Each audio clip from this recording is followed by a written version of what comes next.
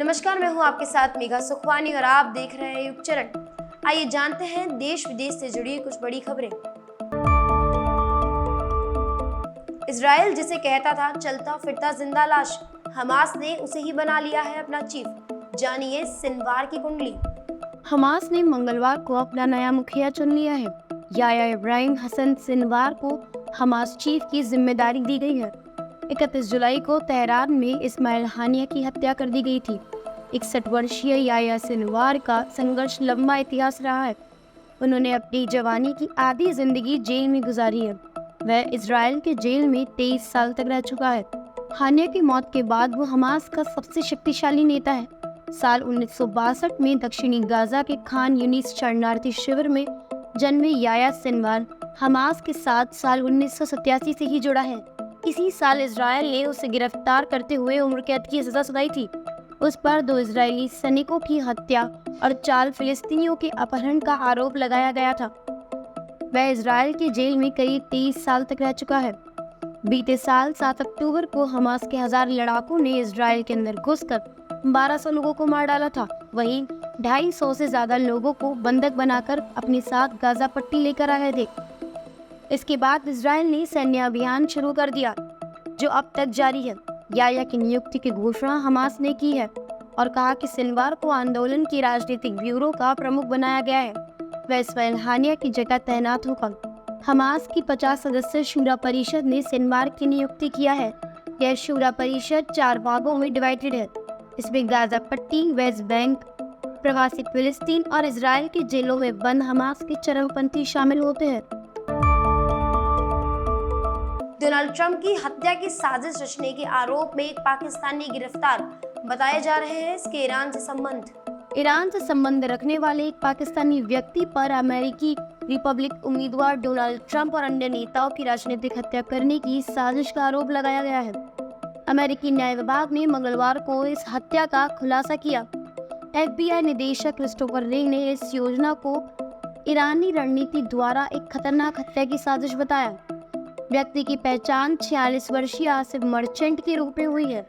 न्याय विभाग के अभियोग के अनुसार मर्चेंट ईरान में कुछ समय बिताने के बाद पाकिस्तान से अमेरिका पहुंचा।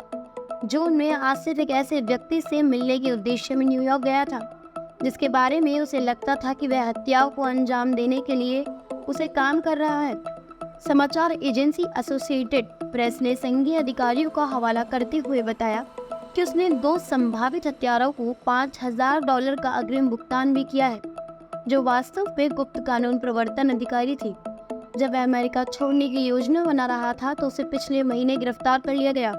जाने से पहले उसने संभावित हत्यारों से यह कहा कि वह अगस्त और सितंबर में पाकिस्तान लौटने के बाद लक्ष्यों के नामों सहित आगे का निर्देश देगा। 6 अगस्त को विनेश फोगाट का वजन था 52 किलो। रात भर की कोशिश, पानी तक नहीं पिया, फिर भी हो गए उनके सारे जतन फेल। क्या रही इसके पीछे की वजह, आइए जानते हैं। पेरिस ओलंपिक में मंगलवार को कुश्ती के मैट पर विनेश फोगाट ने असाधारण प्रदर्शन किया। शानदार प्रदर्शन करने के बाद भी वह ओलंपिक से बाहर हो गई। उन्होंने एक ही दिन में 3 मुकाबले जीते। महिला पहलवान विनेश ने मंगलवार को ओलंपिक के 11वें दिन 50 किलोग्राम वर्ग में पहले दौर में मौजूदा चैंपियन यूई सुसाकी को हराकर बड़ा उलटफेर करने के बाद सेमीफाइनल में जगह बनाकर पदक की ओर मजबूत कदम बढ़ाए। विनेश ने महिला कुश्ती में सुसाकी को हराकर बड़ा उलटफेर करने के बाद यूक्रेन की ओक्साना रिवाज को पछाड़कर सेमीफाइनल में प्रवेश किया। सेमीफाइनल में क्यूबा की स्लेनेस गुज़मैन को 5-0 से हराकर फाइनल में एंट्री कर ली। लेकिन अगले दिन बुधवार को वजन की माप में विनेश का वजन 50 किलोग्राम से 100 ग्राम अधिक निकला, जिसके चलते वह फाइनल में नहीं खेल पाएंगी। अब कभी बांग्लादेश नहीं जाएंगी हसीना, उनके बेटे सजीब वाजेद जॉय ने किया इस बात को कंफर्म। हसीना की निराशा व्यक्त करते हुए उनके बेटे सजीब वाजेद जॉय ने कहा कि उन्होंने बांग्लादेश को बदल दिया। जब उन्होंने सत्ता संभाली थी तो इसे एक असफल देश माना जाता था। यह एक गरीब देश था। आज तक इसे एशिया के उभरते देशों में से एक माना जाता था। ऐसे में वह बहुत निराश है। बांग्लादेश की अपदस्थ प्रधानमंत्री शेख हसीना राजनीति में वापसी नहीं करेंगी। उनके बेटे और पूर्व आधिकारिक सलाहकार सजीब वाजेद जॉय ने ये सोमवार को दावा किया। उन्होंने कहा कि शेख हसीना ने अपने परिवार के आग्रह पर और अपनी सुरक्षा के लिए देश छोड़ा है। 76 वर्षीय हसीना ने अपनी सरकार के खिलाफ बड़े पैमाने पर विरोध प्रदर्शन के बीच इस्तीफा दे दिया और सुरक्षित स्थान के लिए रवाना हो गई। उनके बेटे ने एक इंटरव्यू में कहा कि बांग्लादेश अब पाकिस्तान जैसा हो सकता है। शेख हसीना बांग्लादेश छोड़ना नहीं चाहती थी, लेकिन परिवार के दबाव के कारण और इनकी सुरक्षा को लेकर चिंता की वजह से उन्हें देश छोड़ना पड़ा। हमने जोर दिया कि यह उनके लिए बिल्कुल सुरक्षित नहीं है।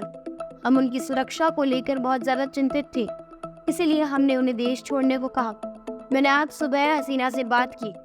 बांग्लादेश में अराजकता की स्थिति आप देख सकते हैं। बांग्लादेश को एक विकसित राष्ट्र बनाने का उनका सपना था। उन्होंने पिछले 15 वर्षों में इस देश पर बहुत मेहनत की।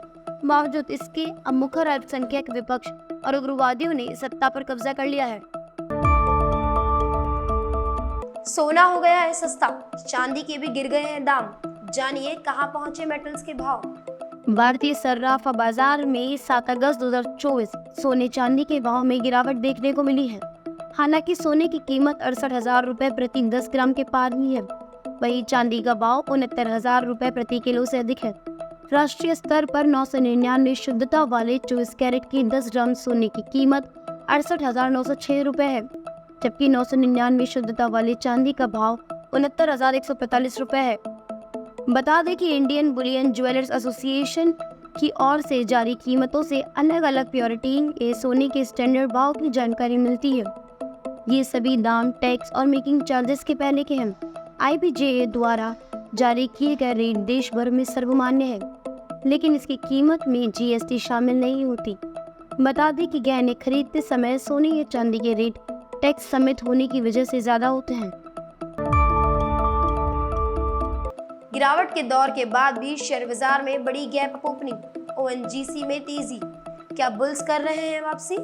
शेयर मार्केट में बुधवार को बड़ी गैप अप ओपनिंग हुई है और कारोबार की शुरुआत में ही निफ्टी 297 अंकों की बढ़त के साथ 24,290 के लेवल पर खुला। सेंसेक्स ने भी तेजी दिखाते हुए 972 अंक की तेजी के साथ 69,565 के लेवल पर ओपनिंग दी। शुक्रवार के ट्रेंडिंग सेशन से चल रही बाजार की कमजोरी के बीच आज कारोबार की शुरुआत में ही बुल्स दम दिख रहा है। हालांकि ऊंचे लेवल पर प्रॉफिट बुकिंग आने का अंदेशा मार्केट में तब तक बना रहेगा जब तक कि निवेशकों को बाजार के मौजूदा लेवल पर कॉन्फिडेंस न आ जाए। हालांकि बड़े गैप अप ओपन के बावजूद निफ्टी के लिए ऊपरी स्तरों पर मजबूत रेजिस्टेंस है। निफ्टी के लिए 24,350 का लेवल एक स्ट्रॉन्ग रेजिस्टेंस बन रहा है। शुरुआती कारोबार में ONGC, Coal India, Tata Motors, Infosys, Shriram Finance, Hero MotoCorp जैसे काउंटर 2% की तेजी के साथ काम कर रहे हैं। रियल्टी, मेटल, ऑटो और बैंकिंग सेक्टर में खरीदारी देखी जा रही है। आज की खबरों में फिलहाल इतना ही। आगे की खबरों के लिए जुड़े रहिए युग चरण के साथ।